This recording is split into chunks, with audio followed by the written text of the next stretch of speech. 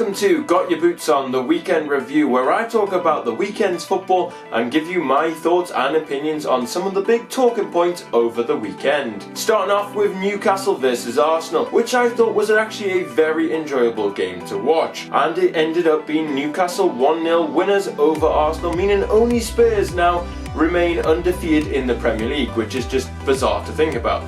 But the Newcastle-Arsenal game did have a few VAR controversies. Firstly, how did Bruno not get sent off for what is pretty much a deliberate punch to the head? Yeah, I'm not sure about that either. I'm really not sure how VAR missed it, but they did. Then there was the goal, which, to be fair, VAR checked every single possibility and it should have counted. I know Arsenal fans will complain, however, they checked literally everything and they gave it a good fair view, and it was definitely a goal.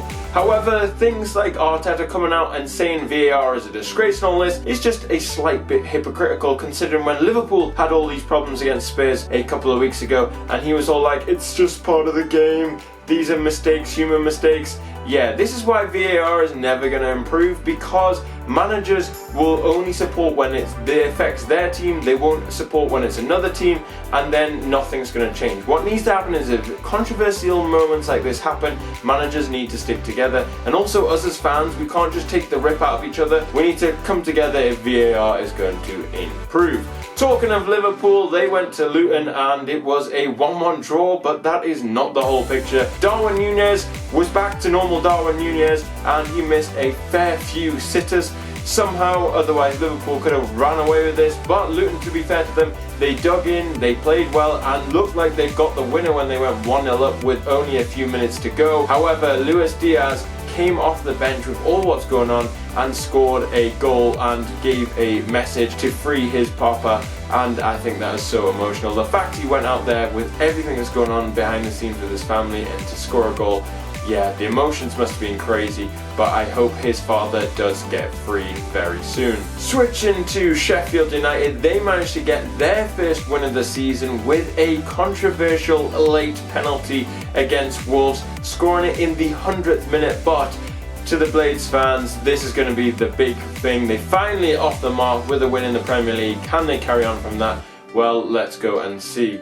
FPL owners, though, this week had a minor heart attack as Haaland only scored 1 point. Yes, you heard that right. Haaland scored 1 point even though Man City won 6-1. He came off at halftime with a suspected injury but didn't score or assist, and I bet a lot of FPL owners who had captained him this week, whoa, sure felt that one. Especially those who triple captained him.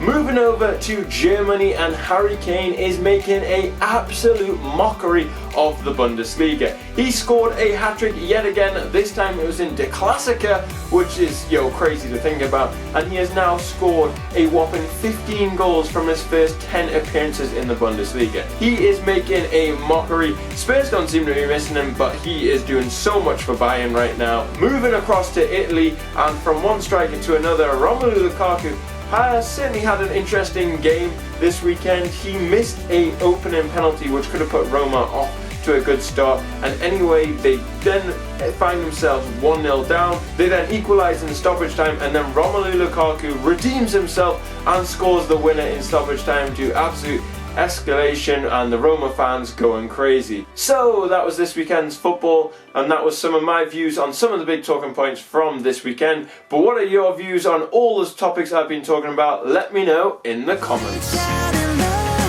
Don't be a stranger.